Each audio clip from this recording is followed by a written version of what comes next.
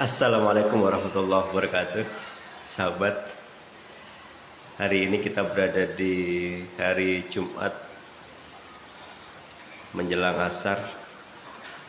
Saya lama berpikir untuk apakah ada manfaatnya saya ikutan mengomentari berstatement terkait perdebatan nasab yang sudah 2 tahun lebih. Sebelum saya ikutan komentar, saya ingin cerita sedikit. Saya lahir di komunitas NU. Bapak ibu saya, nenek moyang saya, lingkungan saya mungkin juga nggak usah ditanya, pasti NU. Mondok juga di pesantren Kiai NU.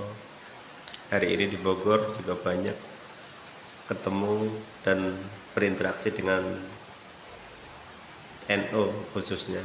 Meskipun teman saya yang non NU juga banyak sekali.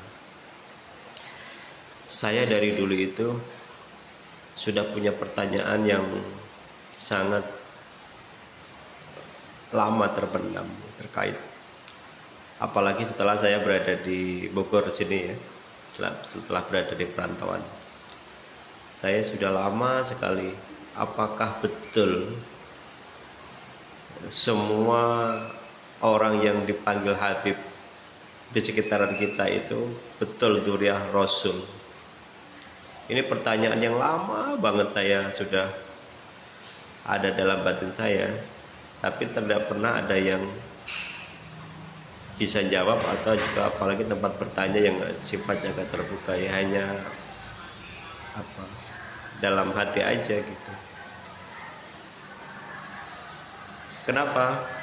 Karena kalau iya Habib itu adalah min dzurriyyatir Rasul, kok sepertinya banyak sekali jumlahnya di Indonesia.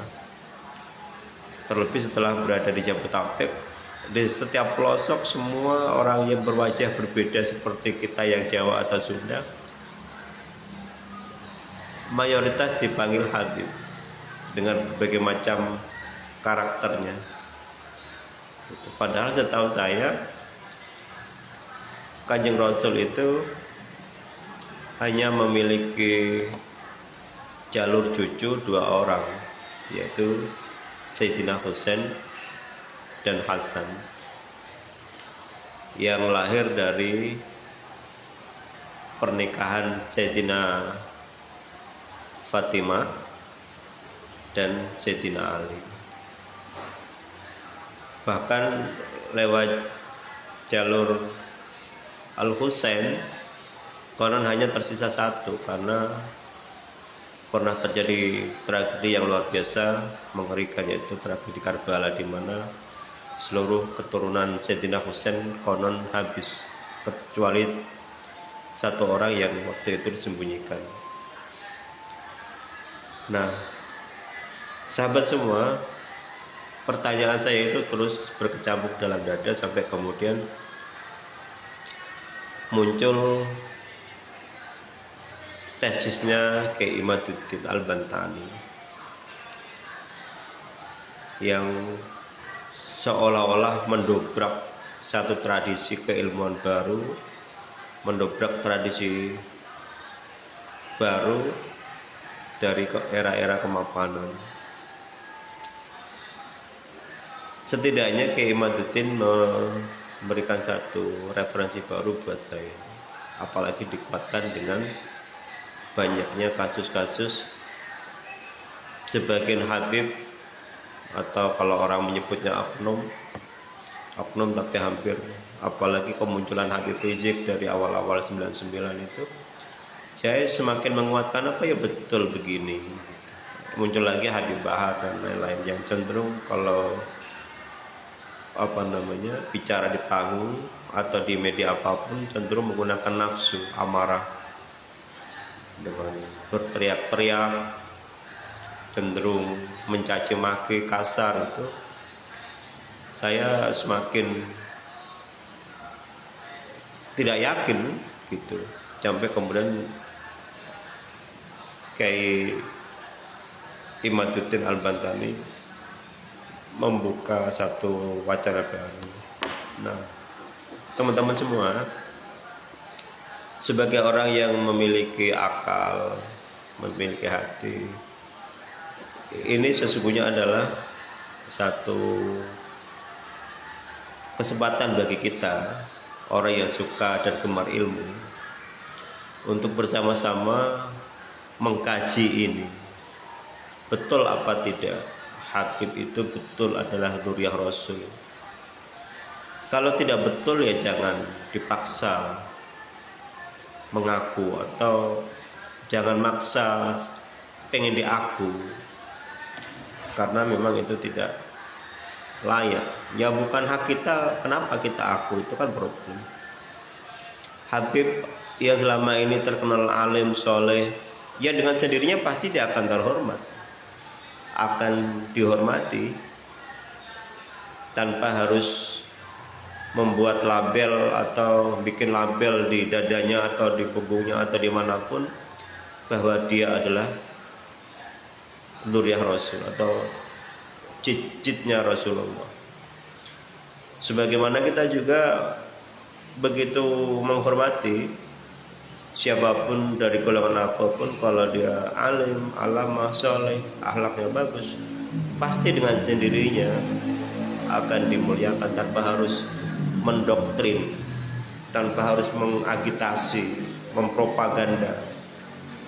Kita ingat Gus Mus, orang-orang alim ya, katalah misalnya A'agim gitu. A'agim suka itu bukan karena orasinya yang menggebu-gebu, tapi kalem, mengayomi. Nah ini sesungguhnya adalah misi visinya Rasulullah ya begini. Nah, bagaimana kita memposisikan dzurriyyah atau para habib ini? Ya, saya hanya berharap kalau memang betul apa yang ditesiskan Kiai Imaduddin adalah mereka tidak menyambung Rasulullah, ya kembali kepada jati diri aja kita sebagai manusia, tanpa harus membangga-banggakan apalagi nyangkokkan nasab. Dan itu kan saya dolim ya, dengan bahasa saya, pengertian saya sangat sederhana, itu kan dolim karena menempatkan sesuatu tidak pada porosnya, porsinya. Jadi mari kita semua berpikir jernih. Habib yang alim harus dan akan tetap kita hormati.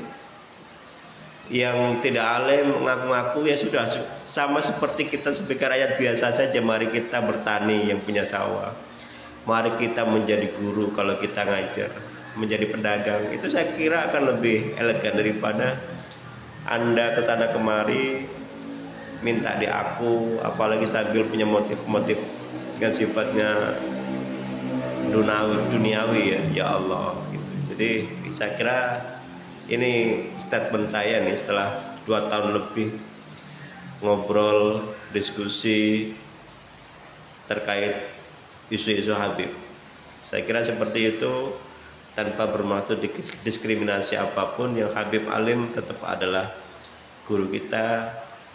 Habib yang seumuran tetap dia adalah teman kita. Habib yang kurang baik tadi mungkin dari sisi apapun, ya Allah Maha mengampun, hati kita bolak-balik. Ya nggak usah lah petentang-petenteng begitu ya. Kita sudah tua, petentang-petenteng kita, apalagi dengan sesama anak bangsa. Hadapi saja. Ilmu itu memang harus dibentur-benturkan dengan ilmu lain, sehingga kebenaran ilmu itu akan muncul. Jadi tesisnya Kiai Imad jawab dengan cara-cara yang akademis ilmiah, sehingga nanti orang seperti saya akan tercerahkan. Oh benar, oh yang benar ini, yang benar ini, yang benar ini. Jadi begitu, jadi saling mencerahkan, akhirnya kebenaran akan terungkap dan orang bodoh menjadi pintar seperti saya. Demikian, wassalamualaikum.